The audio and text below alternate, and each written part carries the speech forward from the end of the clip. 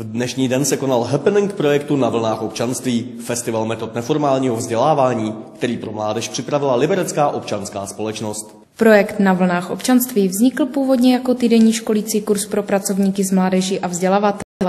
Cílem těchto setkávání bylo zatraktivnit téma evropského občanství pro mládež a připravit interaktivní metody, které mohou být aplikovány v praxi. Za 4 roky na palubě přivítali 207 účastníků, celkově ze 33 zemí, vytvořili 37 interaktivních metod a propluli 8 evropských zemí. Má za cíl podpořit aktivní účast mládeže ve veřejném životě. Tak jako velmi takový obecný rámec, s kterým pracujeme. A protože to máme mezinárodní účastníky, tak se snažíme pracovat se stereotypama, které jsou v nás, které máme proti různým národnostem. A druhá věc je, že se snažíme pracovat na něčem, čemu se říká participace mládeže, což znamená vlastně jakoby účast mládeže ve veřejném životě.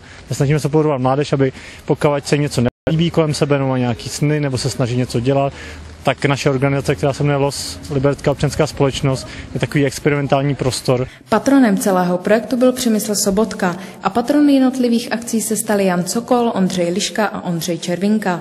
Projekt se skládal z několika částí, a to festival metod neformálního vzdělávání, studijní návštěvy, diskuse s místními politiky, happening a živá knihovna. Lucie Kapustová, televize RTM.